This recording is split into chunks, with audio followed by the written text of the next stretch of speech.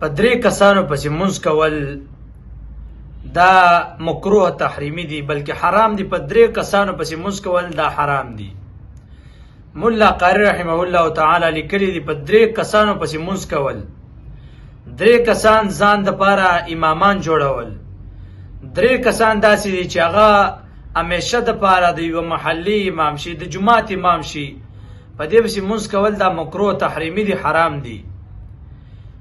یو هغه کس دی چې د مونځ ګډوډي، جاهل له مونځ ګډوډ دی، د قرآن مجید الفاظ ګډوډ وي، معنا غلطه راځي دا غینا، او دا په دغه محله کې امامتي کې، دغه جماعت کې امامتي کې، قوم له امامتي کې په خپل باندې مونځ ګډوډ دی، الفاظ ګډوډ ادا کوي، د قرآن مجید حروف دا ګډوډ وي.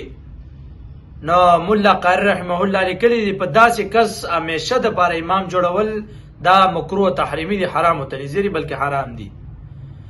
دویم هغه کس ته چې کم کس فاسق ته، فاسق څنګه دا ګیره کټ کوي، ګیره وړه کوي، دا همیشه د پاره امام جوړول دا مکروه تحریمی دی. دغه رنګ ډرامې غږی، فلمونه غږی، په ګانو باندې ټیک ټاک جوړي، ښکاره ګناهونه کوي، بیا هم دغه کس ته د محلي امام جوړي همیشه د پاره. تا ته پته ده چې د معاملات ګډوډ دي، خوراک سکاک، دغه رنګ اخیستل خرڅول، لین دین دا د ګډوډ دی، دا سړی فاسق دی، او تا بیا هم ځان له د جماعت امام جوړ کړی، په دې امام پسې مونځ کول دا مکروه تحریمي دی، دا حرام دی، د پسې مونځ نه کېږي. دریم بدعتي دی، داسې امام دی، داسې کس دی چې هغه د پیغمبر علیه الصلاة والسلام راوړی شوی دین په هغې باندې عمل نه کوي، په نورو بدعاتو پسې ورپسې دی. یو شی لازم نه یو دی لازم ګڼي، یو شی چې فرض یې هغه فرض پرېږدي، او کوم شی چې مستحب یې هغه لازم او فرض ګڼي، ځان یې په دین کې بدعات جوړ کړي. داسې کس پسې مونځ کول دا حرام دی او مکروه تحریمي دی. دا درې هغه کسان دي چې دې پسې مونځ نه کېږي. او په حدیث کې راځي پیغمبر علیه الصلاة والسلام فرمایي لعن رسول الله صلی الله علیه وسلم ثلاثه، پیغمبر علیه الصلاة والسلام په دریو کسانو باندې لعنت ویلی دی.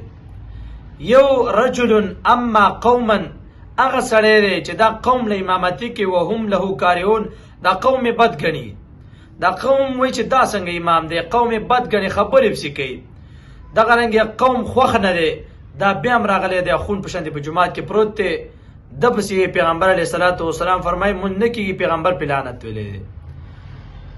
دې وجې نه چې په امام کې غلطي، نو امام پسې مونځ نه کېږي، غلطي دې ځانه وباسي.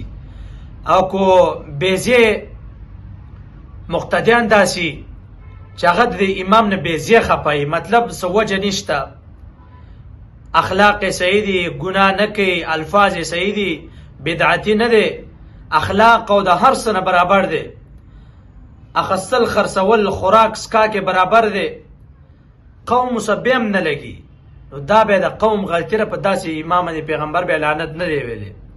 خو چې کوم امام غلطي کوي نو هغه باندې پیغمبر علیه الصلاة والسلام لعنت ویلی دی.